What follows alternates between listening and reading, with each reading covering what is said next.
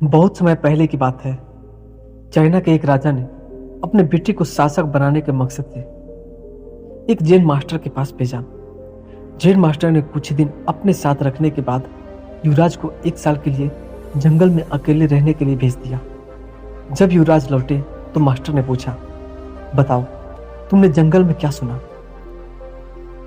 उसने बताया, मैंने कोयल की कूक सुनी, नदियों की कलकल सुनी, पतियों की सरसराहट सुनी, मधुमक्खियों की गुंजन सुनी, मैंने झिंगुरों का शोर सुना, हवा की धुन सुनी। ऐसे ही कई तरह के बातें युवराज अपना अनुभव सुनाता चला गया।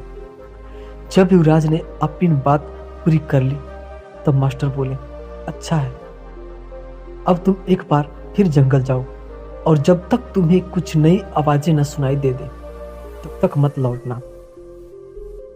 1 साल जंगल में बिताने के बाद युवराज अपने राज्य को लौटना चाहता था, पर मास्टर की वो बात टाल नहीं सकता था। इसीलिए वह बेमन ही जंगल की ओर बढ़ चला।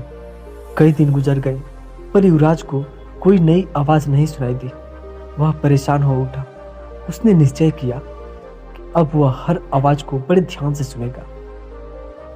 फिर एक दिन सुबह उसे कुछ अनजानी सी आवाजें हल्की हल्की सुनाई देने लगी।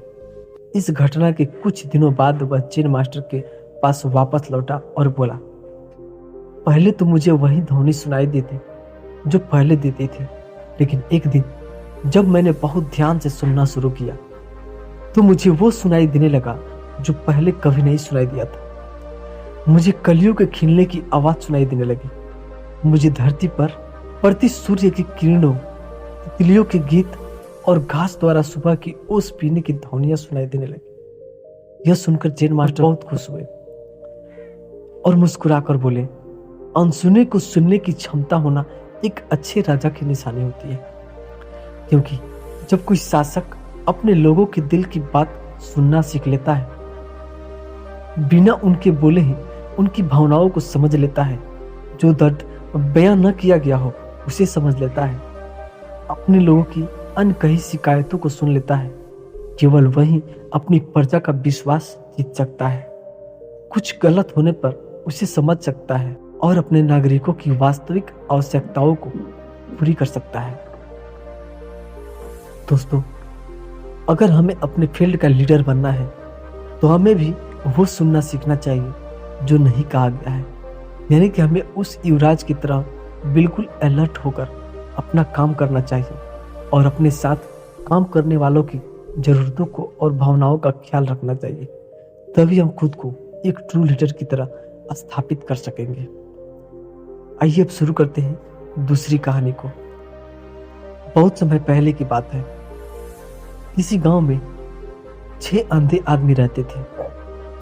एक दिन गांव वालों ने उन्हें बताया, अरे आज गांव में हाथी आया है। उन्होंने आज तक बस हाथियों के बारे में सुना था पर कभी छूकर महसूस नहीं किया था। उन्होंने निश्चय किया, भले ही हम हाथी को देख नहीं सकते पर आज हम सब चलकर उसे महसूस तो कर सकते हैं ना। और फिर वो सब उस जगह पर चल दिए जहां पर हाथी आया हुआ था। सभी ने हाथी को छूना शुरू किया। मैं समझ गया, हाथी एक खंबे की तरह होता है।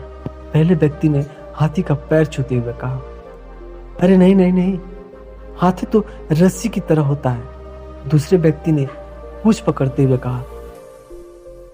तीसरे व्यक्ति ने कहा, मैं बताता हूं, ये तो पेड़ के तने की तरह है।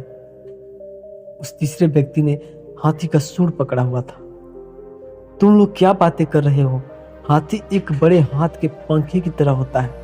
चौथे व्यक्ति ने कान छूते हुए सभी को समझाया, नहीं नहीं, ये तो एक दीवार की तरह है।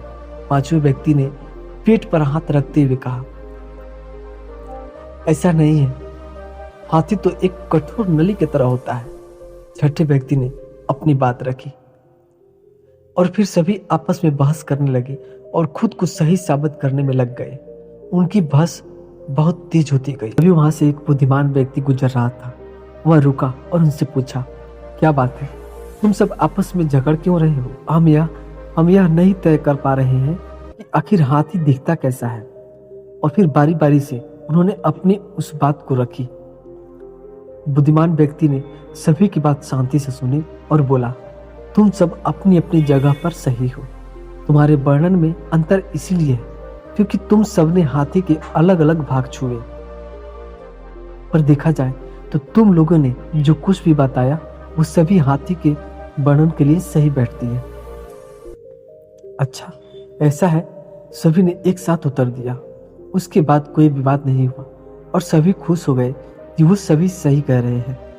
दोस्तों, कई बार ऐसा होता है कि हम अपनी बात को लेकर अड़ जाते हैं कि हम ही सही हैं और बाकी सब गलत है, लेकिन यह संभव है कि हमें सिक्के का एक ही पहलू दिख रहा हो और उसके अलावा भी कुछ ऐसे तथ्य हो जो सही हो।